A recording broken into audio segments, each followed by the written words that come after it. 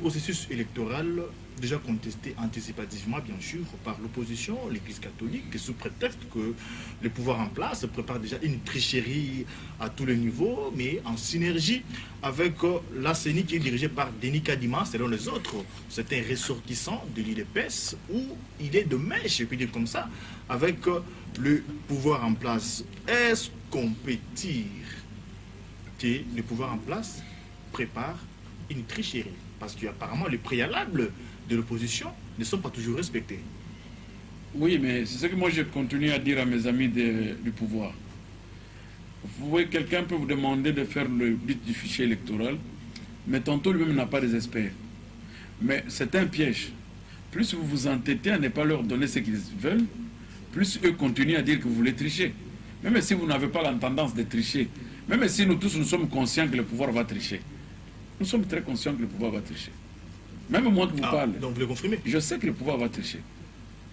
Je sais qu'il va tricher. Il ne fera pas une élection limpide.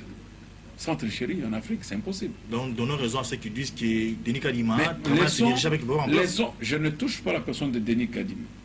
Puisque moi, ce que je veux demander à Kadima, c'est d'être réellement congolais et rationnel. De ne pas venir souffrir après ces élections comme souffre Nanga aujourd'hui. Vous lisez les écrits de Nanga, vous avez pitié de lui. Pour ceux qui pensent que c'est une complaisance, non, il souffre dans sa conscience. Peut-être de n'avoir pas fait ce qu'il devrait faire, et il a fait ce qu'on lui a dicté de faire. Vous voyez? Donc il souffre, ce monsieur. Il n'est pas heureux. Alors je ne veux pas que Kadima demain traverse la même situation que Nanga, de faire ce qu'on va lui dire de faire, ou bien de faire ce que nous allons faire. Alors, ce qui est important, c'est écouter l'autre manche qui participe au processus, entendre leurs doléances, leurs problèmes, les résoudre. Parce qu'il ne suffit pas de faire des élections coûte que coûte, mais il suffit de bien le faire. Transparente, libre, crédible. Il suffit de bien le faire.